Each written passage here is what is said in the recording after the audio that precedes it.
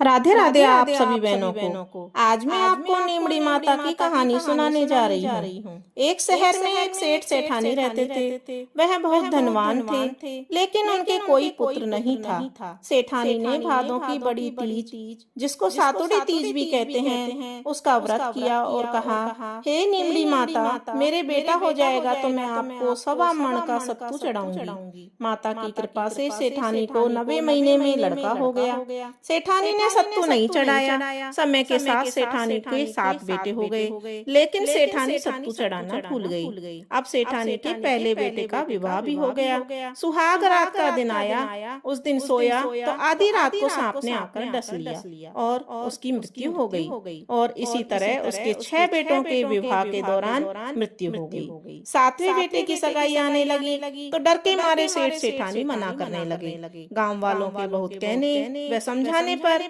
सेठ सेठानी बेटे की शादी के लिए तैयार हो गए।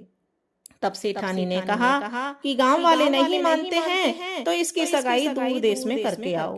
सेठ जी सगाई करने के लिए घर से चले और बहुत दूर एक गांव में आए। वहां 4-5 लड़कियां खेल रही थी, जो मिट्टी का घर बनाकर तोड़ रही थी। पर उनमें से एक लड़की ऐसी थी जिसने कहा कि मैं अपना घर नहीं तोड़ूंगी। सेठ जी को वह लड़की बहुत समझदार लगी। खेल कर जब वह लड़की वापस अपने घर जाने लगी तो सेठ जी भी उसके पीछे पीछे उसके घर चले गए।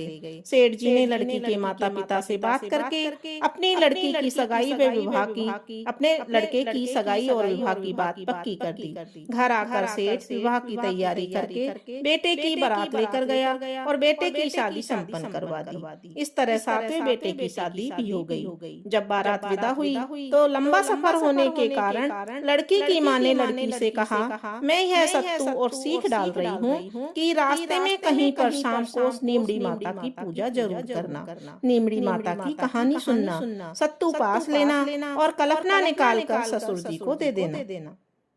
बारात धूमधाम से वापस निकली। रास्ते में बड़ी तीज का दिन आया। ससुर जी ने बहू को खाने का कहा तो बहू बोली, आज मेरे तीज का उपवास है। शाम को नीमड़ी माता का पूजन करके नीमड़ी माता की कहानी सुनकर ही मैं भोजन करूंगी। एक कुएं के पास नीमड़ी नजर आई तो सेठ जी ने गाड़ी रोक दी। बहू नीमड़ी माता की पूजा करने लगी तो नीमड़ी माता पीछे हट गई। यह देखकर बहू ने पूछा, हे माता, आप पीछे क्यों हट रही हो? क्या मुझसे कोई भूल हुई है? इस पर माता ने कहा, तेरी सास ने पहला पुत्र होने पर कहा था कि मैं सत्तू चढ़ाऊंगी और 7 बेटे होने के बाद भी और उनकी शादी हो जाने के बाद भी अभी तक सत्तू नहीं चढ़ाया है और अब वो भूल चुकी है। तो बहू बोली, हमारे परिवार की भूल को क्षमा कीजिए, आपके लिए सत्तू मैं चढ़ाऊंगी। कृपया मेरे सारे जेठ जी को वापस जिंदा कर दो और मुझे आपका पूजन करने दो। नीमड़ी माता नववधू की भक्ति और श्रद्धा को देखकर प्रसन्न हो गई और बहू ने नीमड़ी माता का पूजन किया। चांद को अर्घ दिया, सत्तू पास लिया और कल्पना ससुर जी को दे दिया। प्रातः होने पर बारात अपने नगर अपने घर लौट आई। जैसे ही बहू ने ससुराल में प्रवेश किया, उसके 6 जेठ जी प्रकट हो गए। सभी बड़े खुश हुए। उन सभी को गाजे बाजे से घर के अंदर लिया। सास बहू के पैर पकड़कर धन्यवाद करने लगी तो बहू बोली, सासू जी, आप ये क्या करते हो? जो बोल आपने किया है उसे याद कीजिए। सासू बोली, मुझे तो कुछ याद नहीं है, तू ही बता दे। तो बहू बोली, आपने नीमड़ी माता को सत्तू चढ़ाने का बोला था, सो आपने पूरा नहीं किया। तब सासू को सब कुछ याद आ गया। 12 महीने बाद जब कजली तीज आई तो सभी ने मिलकर 7.25 मन का सत्तू तीज माता को चढ़ाया। श्रद्धा और भक्ति भाव से गाजे बाजे के साथ नीमड़ी माता की पूजा की, बोलमा पूरा किया और माता की कृपा से उनके घर में मंगल ही मंगल हो गया।